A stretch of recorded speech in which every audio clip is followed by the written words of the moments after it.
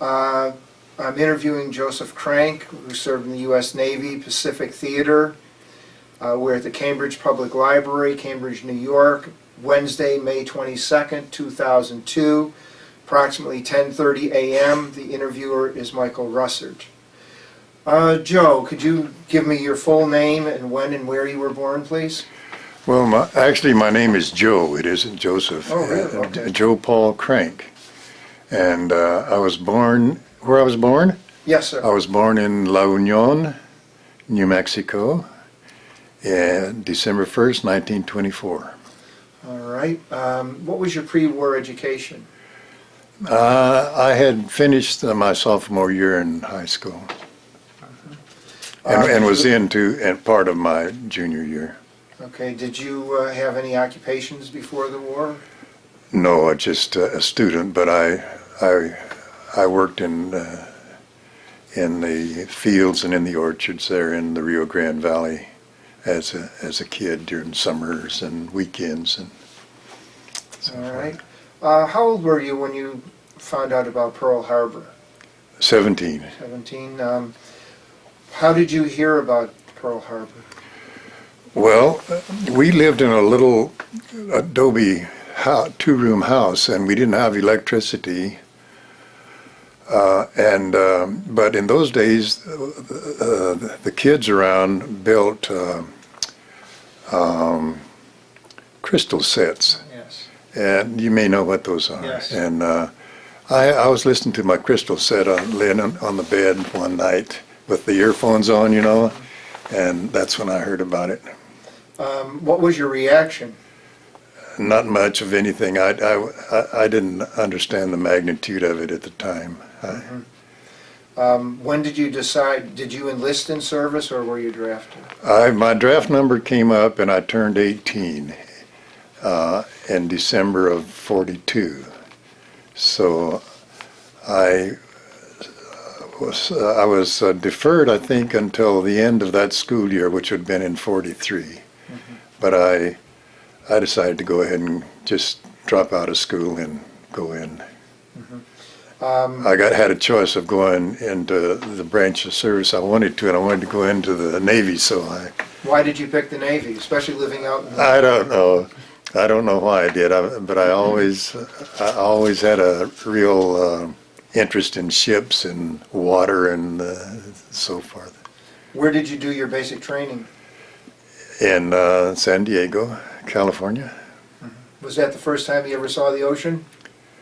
As a matter of fact, I didn't even see it in San Diego. But later on, I did see it for the first time when I went up to San Pedro, California. Can you tell us about your basic training? Well, where and what you did and so on? It was in March of 1943, and I was in Company 128, 43, 128, and I think there's about 120 of us in the company. I've forgotten now how many. And basically we learned to march, it seems to me, and that's about it. And rules and regulations and things like that, got all of our shots and so forth. How long were you in basic training?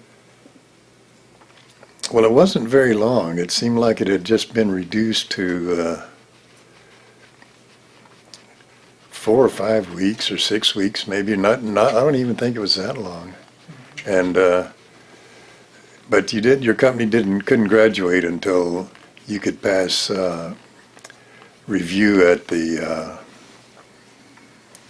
on the field, you know, marching and going through all your maneuvers.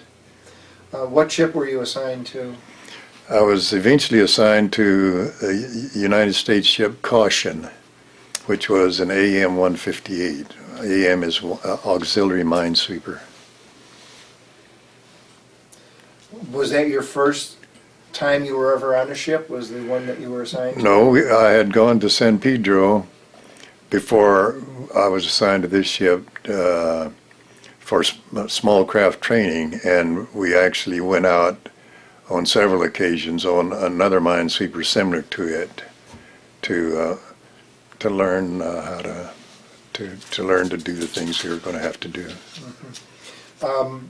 What exactly was your assignment on the ship? Well, when I first went aboard, we had just put the ship. We were putting the ship into commission, and we were unpacking and loading and all of that sort of thing. I was a second-class seaman, and I did the grunt work, chipping and painting and cleaning and sweeping and so forth.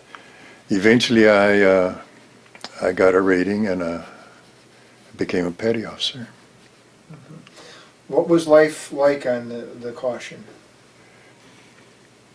Well, what was it like? Could you describe some of your experiences? Well, I can tell you that we put the ship into commission in Portland, Oregon, which is 80 miles up the Columbia River. And when eventually we were ready to go to sea, we sailed down the Columbia River and crossed over the bar at Astoria. And I must tell you that being a sailor in the United States Navy out on the open sea was one of the highest highs I've ever had. And it never did completely diminish. Why did you feel that way? I don't know. Probably because of my background, and I just can't tell you why, but it was a feeling I'll never forget. How long were you on the Minesweeper? Well, I was on it until, for about 2 years. 2 years? Yeah. Could you tell some of the experiences on the Minesweeper, what some of your duties were, the ship, its missions, and so on?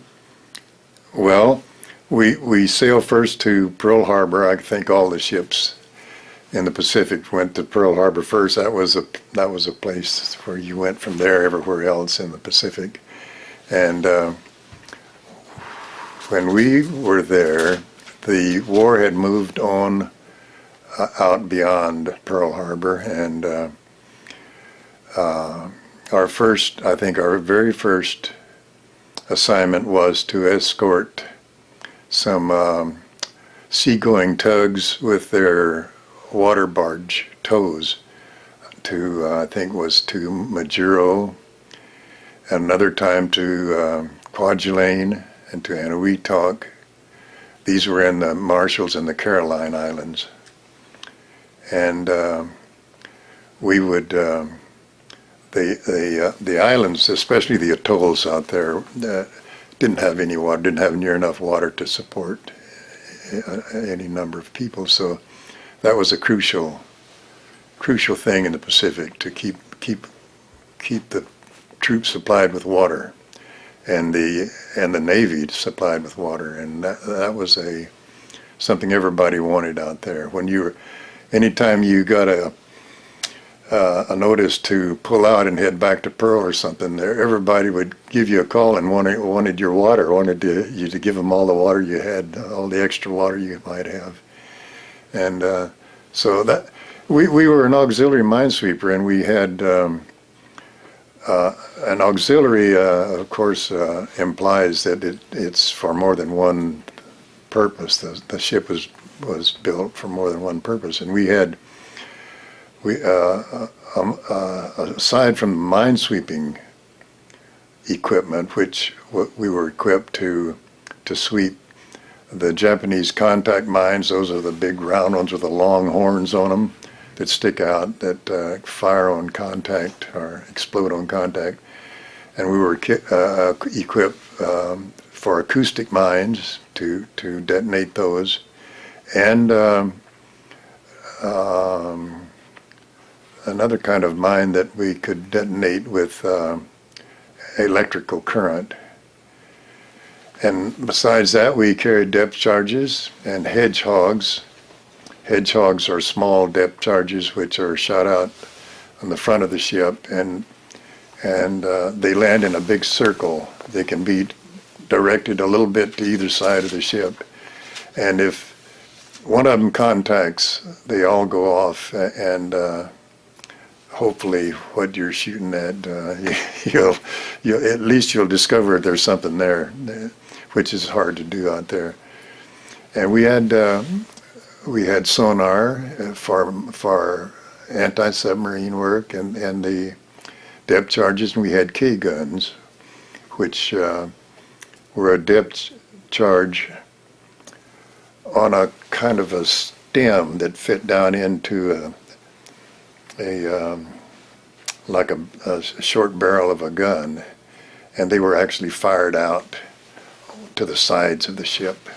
We had 4 of those, and then we were equipped with anti-aircraft guns. We had 2 40 millimeter and 6 20 millimeter and 1 3-inch gun. Did you ever go on a minesweeping run?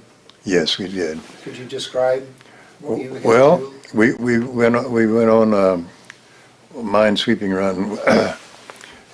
Most every place we went there was places that hadn't been swept yet, or that had not been swept. We were the first ones too, and sometimes we went in tandem with other minesweepers, and the main kind of sweeping, the formation we got into was a formation that well, let me explain to you what we did, how we swept them. We had what we called a pig and an otter on a cutting cable, a very fairly large, very tough cable that would cut the mine anchors. And when we put it in the water, it would go out at about a 45-degree angle from the stern of the ship. And if we swept, that was supposed to cut the mine. Usually got tangled up in the mine, but occasionally it cut one free. And behind that sweep, another minesweeper would go in the protected area of the preceding minesweeper, and then even another one behind it, if it was an open enough space to do that.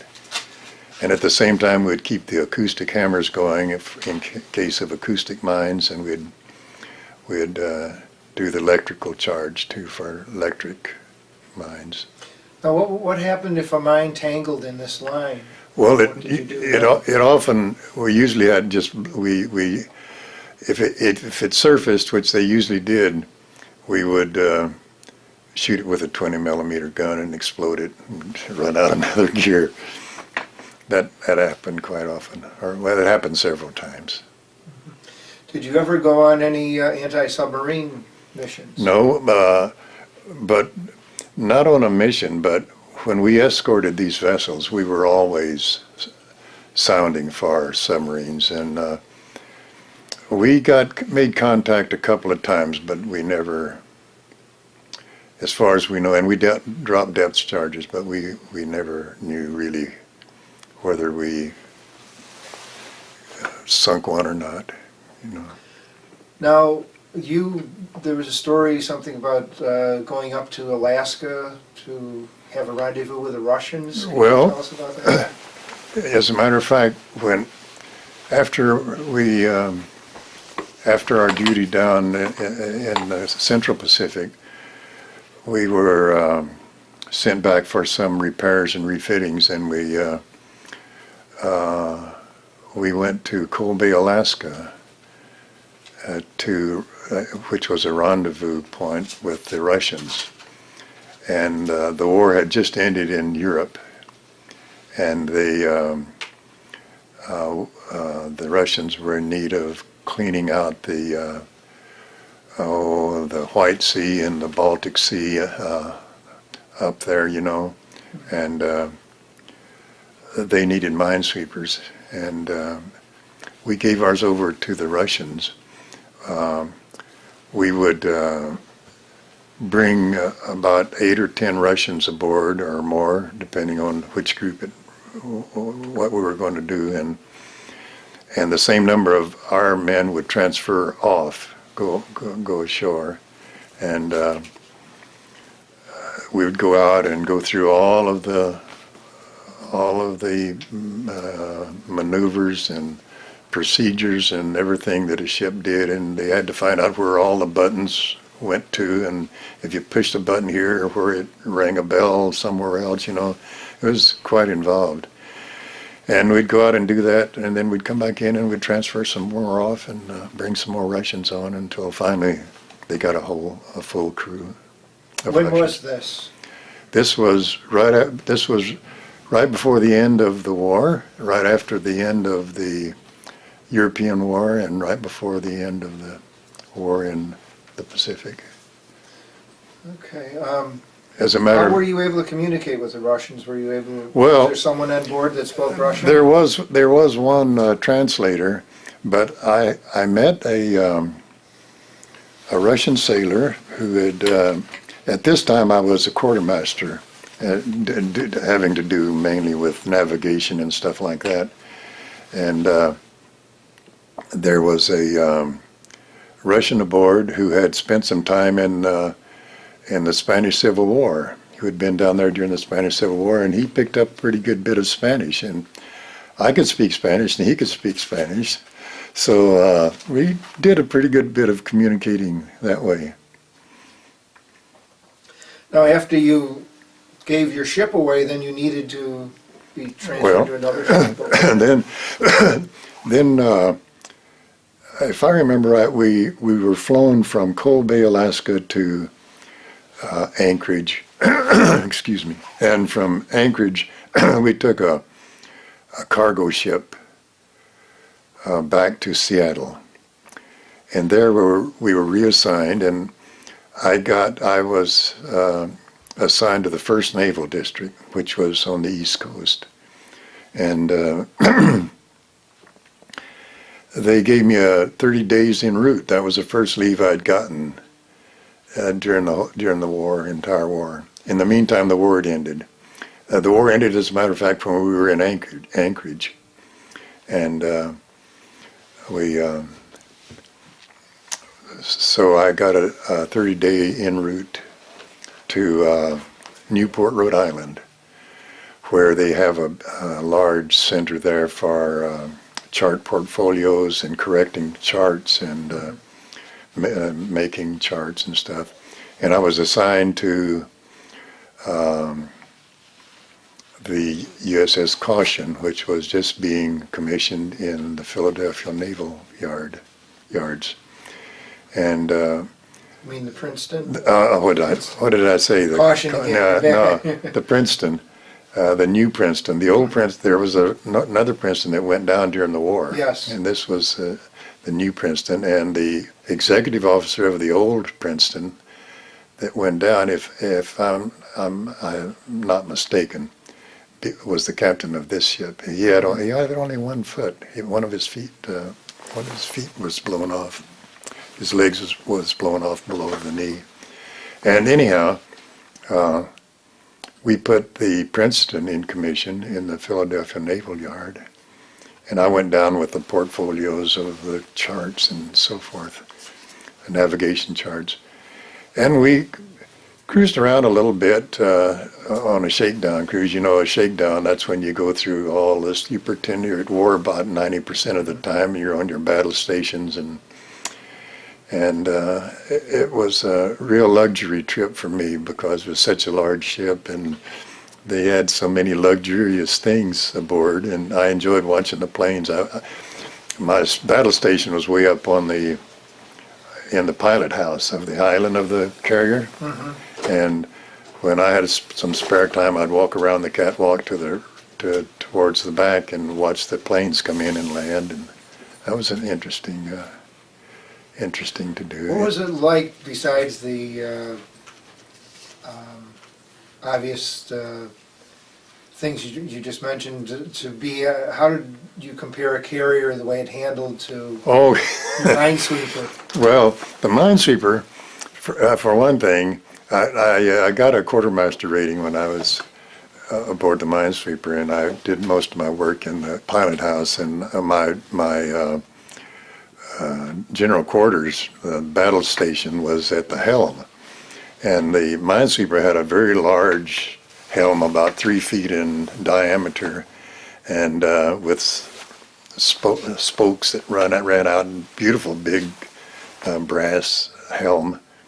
And oftentimes, of course, they were power steered, but oftentimes the power steering would go out, and I'd have to put my foot in the rungs there to bring it around. It was very difficult to turn the rudders, you know. And but on the carrier, there was a little steering wheel about this big around, as I remember it, and you just could sit there and do it with one finger, you know. And of course, the minesweeper, on one occasion, we had to go back to the after steerage and steer it with block and tackle. We lost our steerage altogether, some kind of mechanical failure or something. Did you ever experience any kamikaze attacks? No. No. We were attacked from the air on several occasions, but not kamikazes. Mm-hmm. How about, did you ever cross the equator? Never crossed the equator. Never had to? No. But we crossed the 180th, which was another thing that I wasn't too aware of then. And I forget what you call the people that, the shellbacks cross the equator, I think, and I don't know what you call them when they cross the 180th. But I think it was tadpoles or something like was that. it? It could have been. Yeah. What was your reaction when you heard about VE Day and VJ Day? Well, I think by then it was just by VJ Day. I think it was pretty well in the books that we were going to win. But my reaction was when we heard that the atomic bomb had been dropped, which was not very long before the war ended. My reaction there, I remember it very well, was that, well, we'll never have another war again because, you know, we can just decapitate any nation that, you know, that would attack us. We could just drop one bomb and wipe out the whole darn government. Of course, I know how ridiculous that thought was now, but that was my thought at the time. I had no idea what an atomic bomb was. I knew it was certainly powerful, but that was about it. Okay, can you tell us about how did you keep contact with home? Did you? Well, when the mail caught up with us, I didn't communicate with hardly anybody except my mother. And whenever the mail would catch up with us somewhere, we'd have mail call, and that was it. It just, I don't know, somebody who was in charge of the mail. And on a small ship, that way you don't have people for everything. You know, you just kind of make do. I know on some of the big ships they actually have a post office and mail handlers and so forth, but not on the minesweeper. When were you discharged? I was just charged in April of 1946. And were there any celebrations at home when you went back home? Or No, did you miss all the? no, my mother didn't even know I was coming. I just caught a bus home from Elm. I got I was discharged in a place called Camp Wallace, Texas, and I still don't know where that is. But back in those days, they had travel bureaus. These and private people that owned a car, which you know, cars were very scarce in those days, hard to come by. They would they'd transport people cross country. So I went cross country, and they'd charge you, you know, to ride with them. And right outside of and they turned me out there at the gate of Camp Wallace, and there was this travel guy, and 2 or 3 of us got in the car and headed for El Paso, which was, I don't know how far away it was because I can't remember where Camp Wallace was, but I went to El Paso, and then I caught a local bus that went out down the valley.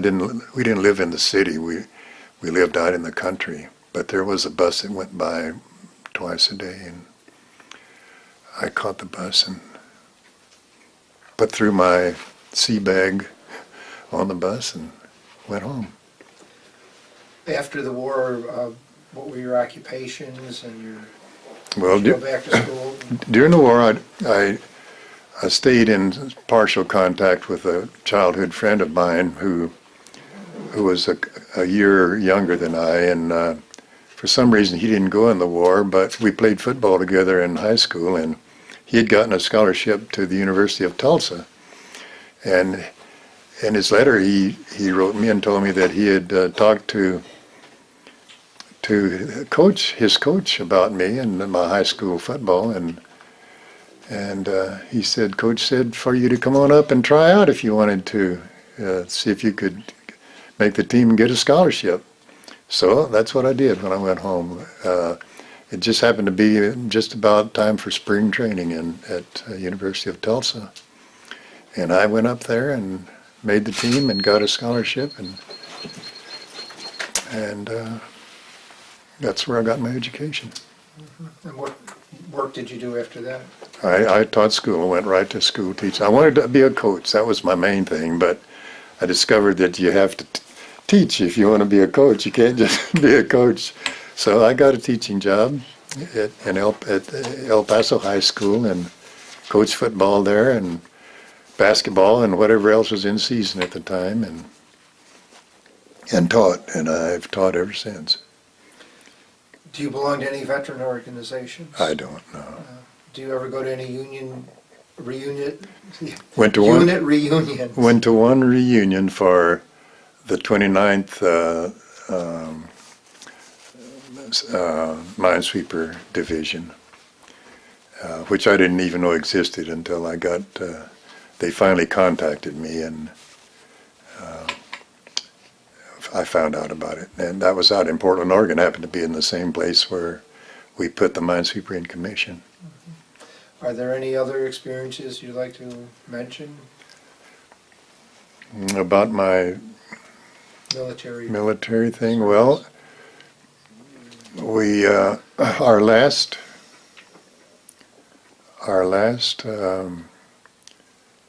landings were, our last invasion that we participated in was Saipan, and we spent some time there sweeping and patrolling.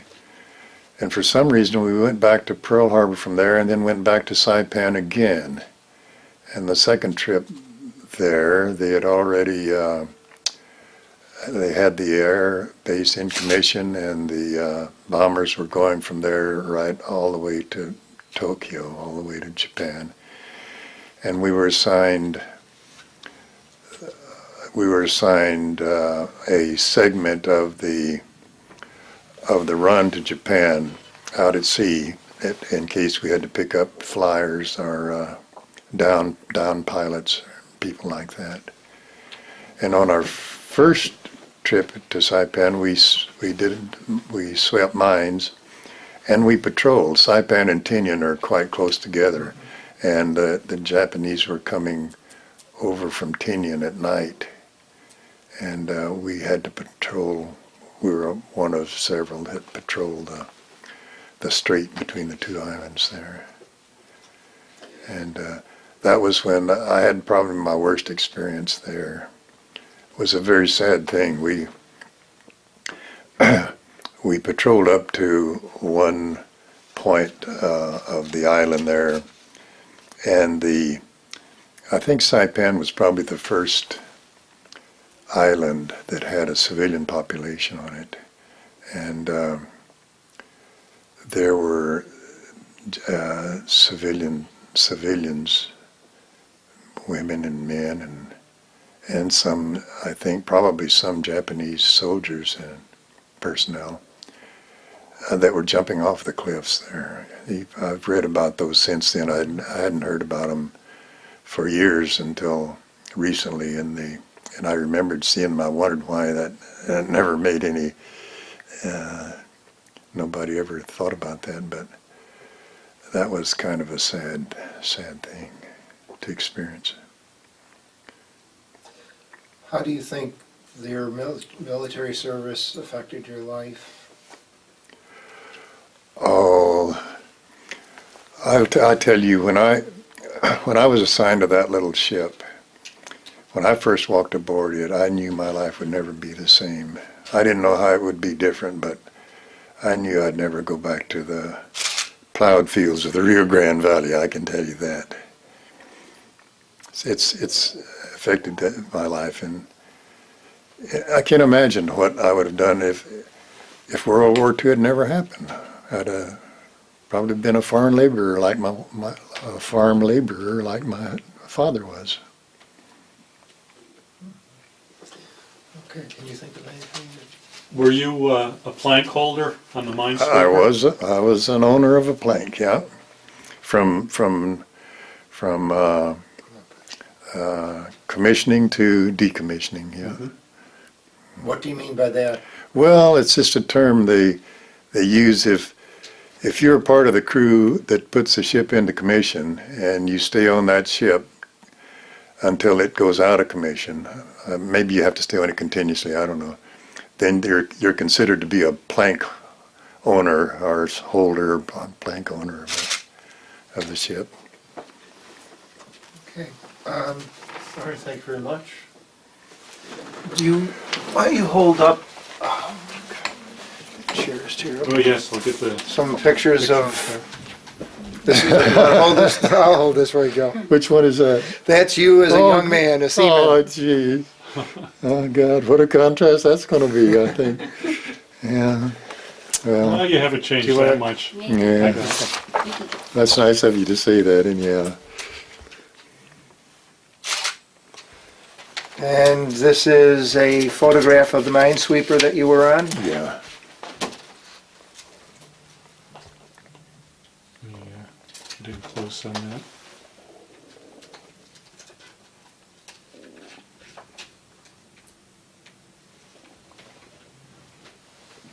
Okay. How many men were on the crew of a Okay. minesweeper? I believe there were about 60, 65, and about 9 or 10 officers. Here's a photograph of the commissioning and the entire crew. Yeah, that's the whole crew there. That's the number of men. However many you count there, that's how many we had. Okay. On the carrier, there was like 5,000 crew members. Okay. All right, thank you, Joe. Well, you're more than... Well, I actually came to Cambridge from Texas. We came up here one summer to visit my wife's sister and brother-in-law. He was in the Army. He was in the Army Engineers, and he was put in charge of the Hudson River locks. You know, the navigable waterways are under the control of the Army Engineers. And they lived over by Schuylerville, between Schuylerville and the battleground. And we came here to visit them one summer, and I tell you, I thought this was the most beautiful place I'd ever seen in my life. Of course, it was in the summertime. And my wife and I decided we wanted to move up here. And then we were surprised. We found out, my God, you can actually get a job here. They even want teachers. And you could buy land. You could buy an old farm and stuff. You couldn't do that out west. So we said, heck, we're going to... So we went home, and we got everything ready. We sold some property and stuff, and resigned from our teaching positions there. And after we had gotten jobs here, we got our jobs here first, and then we came up here. And I haven't had any desire to leave here since. So what year would that have been, Joe? That was in 67. And I taught school at Cambridge for 17 years after that. And then I had to resign. I wasn't 60 yet. I had to resign. I couldn't read the morning bulletin, and I was getting too blind for that. So I've been retired for 16, 17 years. You can't beat that, can you?